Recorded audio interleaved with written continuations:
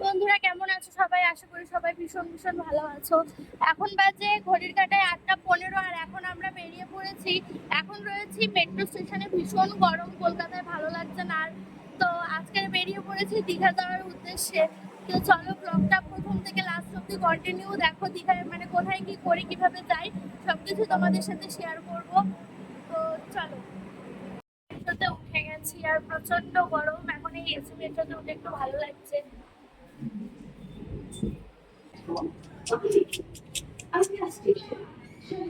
আর এখন আমরা স্প্ল্যানেড মেট্রো স্টেশনে নেমে গেছি। আর যেহেতু আমরা আজকে স্প্ল্যানেড থেকেই যাব, তো আগে যতই যাই শপিং করা থাকুক না কেন, আমাদের কিন্তু মানে যদি স্প্ল্যানেড থেকে আমরা কোথাও যাই, টুকটাক হলেও আমাদের কিছু কিনতে লাগবেই, না হলে আমরা মানে সেই ঘুরতে যাওয়ার মজাটাই পাই না। আর এখানে মা একটা প্লাজো কিনেছিল আর আমি একটা টপ কিনেছিলাম। আমরা ঢুকে গেছি স্প্ল্যানেডের বাস স্ট্যান্ডে। তো এখান থেকেই দীঘার সমস্ত বাস যায়। তো দেখা যাক এখন আমরা কোন বাসে করে যাই আর কোন বাসে কত কিছু। মাচন্ডিতে আগেও গেছে একবার, আর আগের বারে গেছিলাম ওইটা কি ভরপেটে নতুন বাস বেরিয়েছিল, ওটাও মনে ছিল।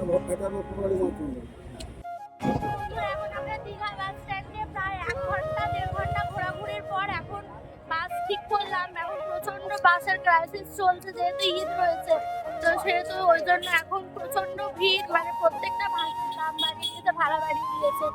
তো কিছু করার নেই, আমরা 350 টাকা করে একটা বাস নিলাম, 12:40-এ ছাড়বে। তো চলো তোমাদের বাসে উঠেই দেখাবো যে বাসটা কিরকম বাস নিলাম। অতটা ভালো পাইনি, এর আগে যে কবার গেছিলাম খুব ভালো বাসে গেছিলাম, এইবারে অতটা ভালো না, যেহেতু ঈদের সিজন সেই কারণে হচ্ছে গিয়ে অতটা নেই এখন। আমরা এখন ডিনার সারছি, রাতের ডিনার চাউমিন। তো যেহেতু বাইরে ভেজ রেস্টুরেন্ট খুঁজে পাওয়াটা একটু মুশকিল, তাই আমি বাড়ি থেকেই চাউমিন বানিয়ে নিয়ে গেছিলাম। আপাতত রাতটা তো হয়ে যাবে, তারপরে দেখা যাক কালকে কি খাই।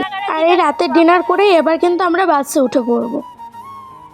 আর ঈদের সময় বলে আমি তোমাদেরকে তো প্রথমেই বললাম যে এতটাই বাসের ক্রাইসিস চলেছিল যে আগেরবার আমরা 220 টাকা দিয়ে এত ভালো বাসে গেছি যে তোমাদেরকে কি বলবো। এবারে 350 টাকা থেকে বুকিং করলে পরেও আমরা একদম সেই লাস্টের যে সিটগুলো হয় বাসে, তো সেই সিটই পেয়েছি। তো কিছু করার নেই, যখন রেডি হয়ে এসেইছি তো যেতে তো হবেই। বাসে নিজেদের সমস্ত লাগেজ রেখে এখন আমরা একবার ওয়াশরুমে যাব। আর এখন বাজে পুরো 12টা। আমার বাসটা ছেড়ে দেবে মোটামুটি 12:10-15-এর মধ্যে বাসটা ছেড়ে দেবে। তো এখন আমরা পুরোপুরি রেডি হয়ে গেছি, একবার ওয়াশরুমে গেছিলাম আর এখন যাব বাসে। তো চলো আমাদের সাথে দেখা যাক জার্নিটা কেমন হয়। Happy journey. আর বন্ধুরা এখন আমাদের সমস্ত টিম মেম্বার্সরা চলে এসছে, তো ওদের সাথেই মজা করছিলাম এই আর কি। তো চলো বন্ধুরা, হ্যাপি জার্নি বলে আমাদের যাত্রাটা শুরু করা যাক। এখন ঘড়ির কাঁটায় বাজে 12:08 আর এখন বাস ছেড়েও দিয়েছে। আর এখন আমরা রয়েছি হুগলি সেতু ব্রিজের ওপর। আর জানো তো, রাতের বেলা যে কোনো জার্নি না আমার খুব বেশি ভালো লাগে। তার কারণ হচ্ছে গিয়ে রাতের এই শান্ত নিস্তব্ধ কলকাতাটাকে মানে পুরো একটা যেন অচেনা পরিবেশ বলে মনে হয়, খুব ভালো লাগে। সারাদিনে এই ব্যস্ততায় ঘেরা এই কলকাতা আর রাতের এই নিস্তব্ধ কলকাতা দেখলে পরে তোমরা দুটোর মধ্যে পার্থক্য অবশ্যই খুঁজে পাবে। মনে হবে সারাদিনের এত ব্যস্ততা কাটিয়ে শহরটা নিজের মতন একটু জিরিয়ে নিচ্ছে। 1:50 বাজে আর এখন আমরা কোলাঘাটে নেমেছি। এখানে গাড়ি ছেড়ে দিয়ে আমাদের পালিয়ে যাবে, তাড়াতাড়ি করতে হবে, না হলে মোটামুটি 10-15 মিনিটের জন্য দাঁড়িয়ে আছি। ওয়াশরুমের লাইন এই যে এটা টয়লেটের লাইন। গাড়ি দাঁড়িয়েছে, 4-5টা গাড়ি দাঁড়িয়েছে, সবকটা গাড়ি দাঁড়িয়ে গেছে। আর এখানে বন্ধুরা এখন বাজে পুরো 2টো আর এখন আমাদের বাস ছেড়ে দেবে আর একদম গিয়ে দেখা হচ্ছে দীঘাতে। দীঘায় নেমে তারপর তোমাদের সাথে দেখা। আর একেবারে নেমে তারপর তোমাদের সাথে দেখা হচ্ছে, কারণ ফোনে যেহেতু চার্জ নেই তো সেহেতু আর ভিডিও করব না। আর এই বাসে যে চার্জিংয়ের পয়েন্টগুলো ছিল, প্রত্যেকটা পয়েন্টেই কোনো লাইন ছিল না, তো সেহেতু চার্জেও দিতে পারিনি। তো ব্যাড লাক, আর কি করা যাবে, চলো একেবারে নেমে দেখা হচ্ছে। আর বন্ধুরা এখন বাজে ভোর 4:35। এখন কিন্তু আমাদের বাস এখানে নামিয়ে দিয়েছে। আর আমরা প্রত্যেকবারই ওল্ড দীঘাতেই থাকি, কিন্তু এইবারে যেহেতু জগন্নাথ মন্দির হওয়ার যে নির্মাণের যে কাজ চলছিল, সেহেতু দীঘা মানে ওল্ড দীঘা পেট্রোল পাম্প থেকে অনেকটা দূরেই দাঁড়িয়েছিল। এখান থেকে একটা টোটো করে না আমাদের যেতে হবে। আর এই টোটো স্ট্যান্ড থেকে জনপ্রতি 20 টাকা দিয়ে আমরা একদম ওল্ড দীঘা সি বিচের সামনে নামলাম। তো বন্ধুরা এখন বাজে ভোর 4:40 আর এখন আমরা সবে ওল্ড দীঘার মেন গেটের সামনে নামলাম। আর এখন চলো প্রথমবার মানে সমুদ্র দর্শন করবো। এর আগেও 5বার এসেছি, কিন্তু আজকের মানে এখন যে এলাম এটার প্রথমবার সমুদ্র দর্শন করবো। তো চলো তোমরা আমাদের সাথে সমুদ্র দর্শন করো। তো এই ভোরের সমুদ্র মানে দেখতে কিন্তু খুবই ভালো লাগে বন্ধুরা, মানে সব থেকে সুন্দর লাগে ভোরের সমুদ্র দেখতে। তো চলো সমুদ্রের প্রথম দর্শন তোমাদের সাথে শেয়ার করবো। তো সারা রাত ট্রেনে বাসে জার্নি করে এসেছি, তো ওই জন্য চোখ মুখ একদম কালো হয়ে গেছে। তো আমার ফেসটা অ্যাভয়েড করো, চলো। তো বন্ধুরা দীঘায় আমি এই নিয়ে 5বার এসেছি, কিন্তু প্রত্যেকবারেই মানে যতবারই আসি না কেন প্রথমবারে গিয়ে যে প্রথম দর্শনটা হয় সমুদ্রের, সেই দর্শনটা কিন্তু মানে সবথেকে মনোমুগ্ধকর। আর এই ভোরবেলায় সি সাইডে বসে সমুদ্রের ঢেউ আর সাথে এই মিষ্টি হাওয়া গায়ে লাগলে সমস্ত স্ট্রেস রিলিফ হয়ে যায় জানো তো। আর সমুদ্রে ঘুরতে এলে একদম ভোরবেলা ধরো ওই 4টে সাড়ে 4টের দিকে, আর অথবা হচ্ছে গিয়ে একদম যে পড়ন্ত সন্ধেবেলা ওই মোটামুটি 6টা সাড়ে 5টা এই টাইমটাই আমি সমুদ্রকে সব থেকে বেশি উপভোগ করি। এই দুটো টাইম তোমরা একবার সমুদ্রের পাড়ে বসে দেখো, মনে হবে যেন সমুদ্র নিজের কাছে তোমাকে টানছে। আর সৃষ্টিকর্তা যে পরিবেশটাকে এতটা সুন্দর করে সাজিয়েছে সেই জিনিসটা তখনই তোমরা অনুভব করতে পারবে। তো অনেকক্ষণ সমুদ্রের পাড়ে বসে ভোরের সমুদ্রটা উপভোগ করে এখন তো আমাদের হোটেল খুঁজতে হবে, তাই না? তো যেহেতু এর আগেও 3বার আমরা এই হোটেলেই ছিলাম, তো এই হোটেলেই প্রথমে এলাম। এই হোটেলটা একদম কিন্তু ওল্ড দীঘার একদম সামনে। এই হোটেলটির নাম শান্তি ভিলা। তোমরা যদি ওল্ড দীঘায় গিয়ে থাকো তাহলে অবশ্যই জানবে। একদম এখান থেকে মানে শান্তি ভিলা থেকে সমুদ্র 30 সেকেন্ডের দূরত্ব। আর এই হোটেলটায় থাকার একটা সবথেকে বড় কারণ হচ্ছে গিয়ে সমস্ত বাসই যেন দীঘায় ওই 4টে সাড়ে 4টের মধ্যে নামিয়ে দেয়, অন্য কোনো হোটেল তো খোলে না। কিন্তু এই হোটেলটাই একমাত্র যে আমরা প্রথমবার থেকে গেছিলাম, আমাদের খুলে হোটেল রুম নর্মাল একটা রুম দিয়েছিল এবং পরে বলেছিল যে তোমাদের যে রুমটা ভালো লাগে তোমরা সেই রুমটা চুজ করে নিতে পারো। কিন্তু এখন ওদের স্টাফদের ব্যবহার অতটা আর ভালো নেই, তো আমাদেরকে প্রথমেই একটা রুম নিতে বললো। সেই রুমটার দাম হচ্ছে 4000 টাকা। আগের বছর আমরা সেই রুমটায় গিয়েছিলাম, সেই রুমটার দাম ওই মোটামুটি 3300 এরকম ছিল। 4000 টাকার রুমে আমাদের পক্ষে থাকা সম্ভব নয়। তাই এখন এদিক ওদিক আরও দেখছি যে কোথায় কি ভালো হোটেল পাই একটু কম প্রাইসের মধ্যে। তো বেশ অনেক কটাই হোটেল দেখলাম, আর লাস্ট পর্যন্ত কিন্তু আমরা এই রুম মানে এই হোটেলটাই ছিলাম। এই হোটেলটার নাম হোটেল এম প্লাজা। আর সমুদ্র থেকে কিন্তু এটা বেশি দূরত্ব নয়, মোটামুটি 1 থেকে 1.5 মিনিটের দূরত্ব এই এম প্লাজা হোটেলটা।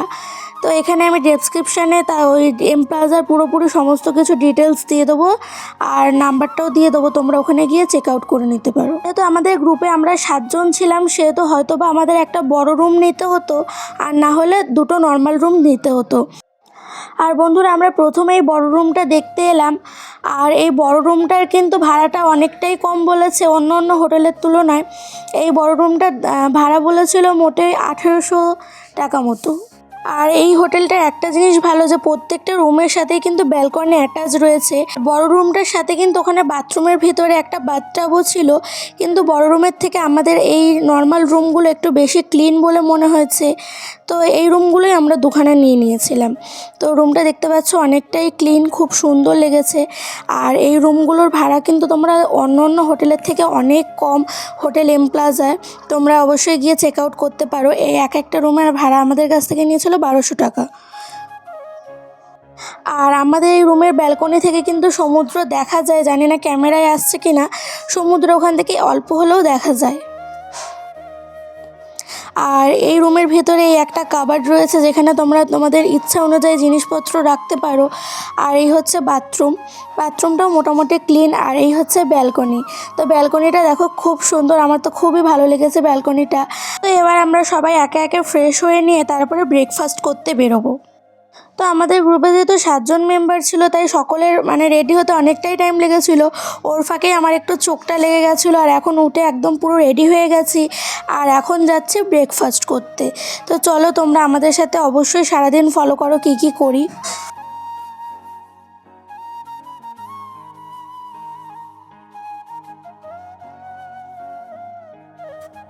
আর ওল্ড দীঘার বাজারের ভেতরে একটা দোকান রয়েছে, তো ওখান থেকে আমরা প্রত্যেকবারে যখনই আসি না কেন ওখান থেকেই ব্রেকফাস্টটা করি।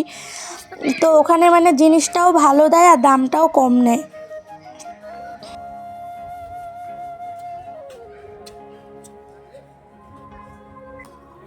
দেখো বন্ধুরা, এখন কিন্তু আমরা একদম বাজারের রাস্তা থেকেই হাঁটছি। আর বাজার থেকে মোটামুটি 1 মিনিটের রাস্তা, বাজারের ভেতরেই।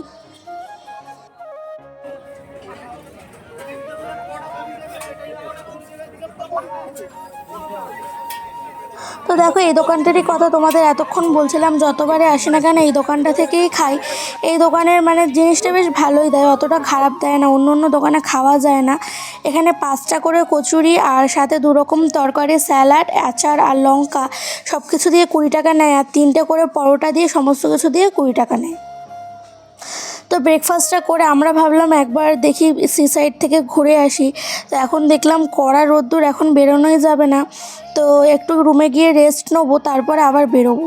তো এখন দেখো চারিদিকটা প্রচণ্ড রোদ্দুর, মানে এতটাই রোদ্দুর যে কোথাও দাঁড়ানোর মতন উপায় নেই।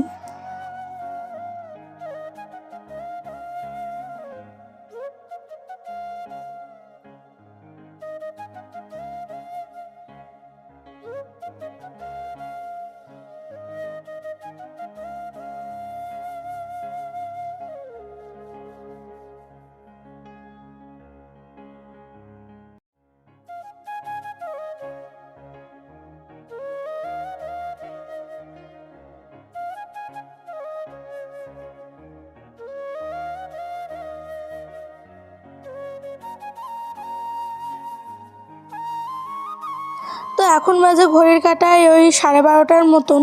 তো এখন আমরা সবাই মিলে রেডি হয়ে বেরিয়ে গেলাম, আর এখন যাচ্ছি আমরা নিউ দীঘায় স্নান করতে। তো দীঘায় এলে পরে স্নান করব না তা হয় না, কিন্তু আগে আগে আমরা স্নান করতাম না দীঘায় এসে, যেহেতু নোনা জল আর পুরো গা চিরবির চিরবির করে, আমার ভালো লাগে না। কিন্তু এবার সবাই মিলে ঠিক করা হলো যে না, যাবে নিউ দীঘায় স্নান করতে। তো আর আমি আর কেন না বলবো, তো যাওয়া হলো, আর কি করা যাবে। গেলে তো মজাই হয়, কিন্তু এই নোনা জলে না প্রচণ্ড গা হাত পা চিরবির চিরবির করে আমার। আর এই হচ্ছে যে দীঘার মূল আকর্ষণ এখন জগন্নাথ মন্দির। আর এখন আমরা জনপ্রতি 20 টাকা করে দিয়ে এখন চলে এসেছি একদম নিউ দীঘার সি বিচের সামনে। এখনও কিন্তু চারিদিকটা প্রচণ্ড রোদ্দুর, মানে গরমকালে গেলে আমার তো একদমই ভালো লাগে না। আমার এই দীঘায় একটু বর্ষাকালের দিকে গেলে পরে খুব ভালো লাগে, তখন হচ্ছে কি রোদ্দুরের তাপটা একটু কম থাকে আর মানে আবহাওয়াটা বেশ ভালো থাকে।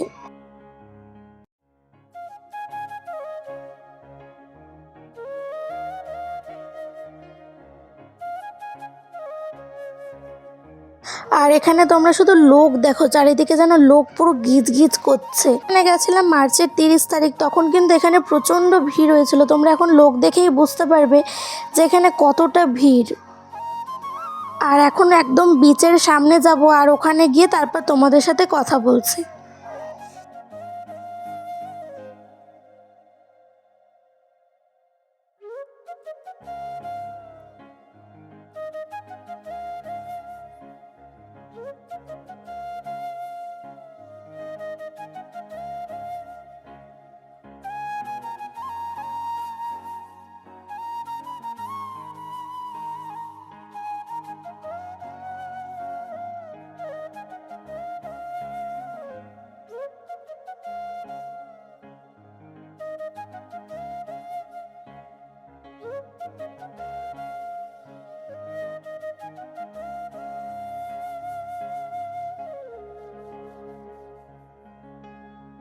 আর চলো বন্ধুরা, এসছি যখন একটু ভালো করে স্নান টান করি। তো বাকি কথা পরে হচ্ছে, যেহেতু জলে তো ফোন নিয়ে নামা যাবে না, তো সেহেতু ভিডিও করতে পারবো না। তো চলো, আবার সন্ধেবেলা দেখা হচ্ছে। আর এটা হচ্ছে সন্ধেবেলা, তখন বাজে সন্ধে 6টা মতো। আর সমুদ্রের পাড় ধরে চলতে চলতে জানো তো এরকম একটা জায়গায় চলে এসেছি। এখানকারের মানে যে সন্ধেবেলার যে আবহাওয়াটা আমার খুবই ভালো লেগেছে। চারিদিকটা অন্ধকার, মানে সমুদ্রেরও যে কতটা ভয়ানক রূপ হতে পারে সেটা এখানে না এলে বুঝতে পারতাম না। আমরা ওখানে একটা ফুরফুরে সুন্দর একটা সমুদ্র দেখেছিলাম, যেখানে চারিদিকে আলো দেওয়া ছিল, কত দোকানপালা বসেছিল। এখানে কিন্তু চারিদিকটা একদম নিঝুম আর নিস্তব্ধ, একটু বসার জায়গা রয়েছে। আর এখানে মানে চারিদিকে তোমরা যত দূরই তাকাবে না কেন শুধু অন্ধকার আর অন্ধকার। এখানটা একটু কিন্তু বসলে পরে সন্ধ্যাবেলা একা একা বেশ ভালোই লাগে। তো এখন আমরা রয়েছি ওল্ড দীঘার একদম সি বিচের সামনে যে দোকানপালাগুলো বসে। তো এখান থেকেই যাচ্ছিলাম আর কি হোটেলের দিকে। আর এখানে কিন্তু মানে যে ওল্ড দীঘাটা কিন্তু সন্ধেবেলা একটা নতুন সেজে ওঠে প্রতিদিনই। এখানে প্রত্যেক দিন সন্ধ্যাবেলাতেই বিভিন্ন রকম জিনিসের দোকান, খাবার জিনিস, সাজার জিনিস সমস্ত কিছুরই দোকান বসে, আর চারিদিকটা বেশ একটা মেলার মতন সাজো সাজো রব হয়ে ওঠে। আগেকারের দীঘা আর এখনকারের দীঘা যেন একদম চেনাই যায় না, এতটা সুন্দরভাবে চারিদিকটা সাজানো। সন্ধেবেলা তোমাদের এখানে বসে কি করে 1-2 ঘন্টা অনায়াসে চলে যাবে সেটা তোমরা বুঝতেই পারবে না।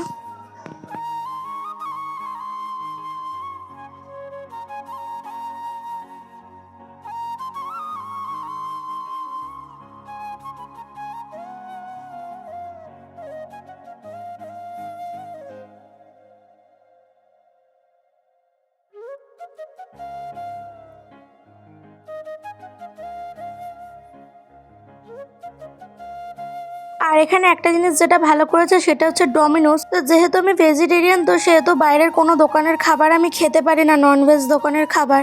তো যেহেতু এখানে ডমিনোস রয়েছে, আর ডমিনোসে যেহেতু ভেজ পিৎজা পাওয়া যায়, মার্গেরিটা, তো সেটাই একটু অর্ডার করে খেলাম। আর দুপুরবেলা মঞ্জিনিস থেকে একটা প্যাটিস খেয়েছিলাম। বাইরে বেরোলে আমার একটু এই খাওয়া দাওয়ার প্রবলেম হয়, কোথাও তো জানো ভেজ অত ভালো পাওয়া যায় না। আর কি করা যাবে, তাই বলে কি ঘুরতে যাব না তা তো হয় না। তো ঘুরবো তো অবশ্যই, আর একটু নয় খাওয়া দাওয়া দুদিন একটু কম খেলাম, তাতে কি যায় আসে। আর পিৎজা খেয়ে এসে এখানে একটা ছোটোখাটো করে কেক কাটিং পর্ব চলছিল, যেহেতু 30শে মার্চ ছিল আমার বার্থডে। আর বার্থডে উপলক্ষে কিন্তু আমরা এই ছোটোখাটোই একটা দীঘা ট্রিপে গিয়েছিলাম। তো সকলে মিলে এই জন্যেই গেছিলাম আর কি। তো এখানে একটা ছোটোখাটো করে সেলিব্রেশন হলো। এরপর এখন আমরা সকলে ডিনার করে ঘুমিয়ে পড়বো, দেখা হচ্ছে আবার পরদিন সকালে। আর বলতে গেলে আমাদের এই ছোট্ট ট্রিপটা এখানেই শেষ বলতে পারো, এরপরে পরের দিন বাড়ি ফেরা আর কি। আর এইবারে দীঘায় এত ভিড় হয়েছিল যে প্রত্যেকবার কিন্তু আমরা দীঘায় মানে পরের দিন দুপুরবেলা বাড়ি ফিরি, ওখান থেকে একেবারে লাঞ্চ টাঞ্চ সেরে, কিন্তু এখন বাস পাওয়াই যাচ্ছে না। তো আমরা একটা বাসের টিকিট কেটেছি ভরপেটে। তো সেখানে এটা হচ্ছে গিয়ে সকাল 9:30টার বাস। তো সেজন্য এখন তাড়াতাড়ি করে ঘুম থেকে উঠে পড়েছে। আর এখন একবার বাড়ি যাওয়ার আগে শেষবার একবার সমুদ্রে দর্শন করে নেবো। তো অনেকবারই এসেছে, আর এখন আপাতত আর আসার ইচ্ছা নেই, তো একবার এখন লাস্ট ঘুরে যাই। এরপরে একেবারে ব্রেকফাস্ট করে একেবারে বাসার জন্য রওনা দেবো।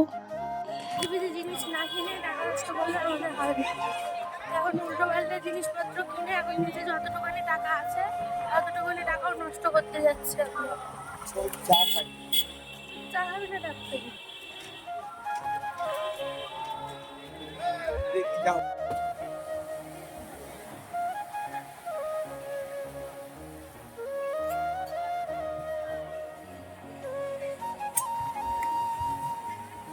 আর রুমে ফিরে এসে দেখলাম একদম সকলের ব্যাগপত্র পুরো প্যাকিং। তো আমাদের এই শর্ট ট্রিপটা এখানেই শেষ। চলো সকলের বাড়ি ফেরার পালা। তো একদম সকাল সকাল উঠেই খুব তাড়াতাড়ি আমাদের সমস্ত কিছু ব্যাগপত্র প্যাকিং করে নিতে হয়েছে, যেহেতু সকাল 9:30টায় বাস। এবারে কিন্তু অনেকটাই তাড়াতাড়ি বাস ছিল, যেহেতু এর পরের বাসগুলো সমস্ত ফুল ছিল। তো এতটাও তাড়াতাড়ি আমরা ফিরি না, একটু লেটেই ফিরি অন্য বারে, কিন্তু এবারে তো কিছুই করার ছিল না। তো এখন আমরা একটা টোটোতে উঠে গেলাম, যেহেতু এখন এখানে জগন্নাথ মন্দির নির্মাণের কাজ চলছে, তাই এই ওল্ড দীঘা থেকে কিন্তু এখন আর বাস যাচ্ছে না। তো এখন যেতে হবে আমাদের মোহনা বাস স্ট্যান্ডে। তো এখন মোহনা বাস স্ট্যান্ডের দিকেই যাচ্ছি। এই যে এখন চলেও এসেছি মোহনা বাস স্ট্যান্ডে। আর এসে জানো প্রায় আধা ঘন্টার ওপরে দাঁড়িয়েছিলাম, দেখি যে বাসই আসে না। আর বাসের যেখান থেকে আমরা টিকিট কেটেছিলাম, ওরা বারবার করে ফোন করে বলছে যে বাস চলে এসছে, এই আর কি মানুষকে তাড়াহুড়ো দেওয়া। তো এখন বাসে উঠে গেছি। তো আসার বাসের থেকে এই বাসটা অনেক ভালো, অনেক সুন্দর, কমফোর্টেবল। আর এখানের এসিগুলোও বেশ ভালো। এখন জানলা থেকে দেখতে দেখতে বাইরের পরিবেশটা অনুভব করি। তো চলো আবার দেখা হচ্ছে নেমে। আর এখন বাজে দুপুর 2:15, আর বাসটা কিন্তু একদমই আমাদের এখন নামিয়ে দিয়েছে স্প্ল্যানেটে। তো এখান থেকে এখন আমরা সকলকে টাটা বাই বাই করে যে যার বাড়ি চলে যাব।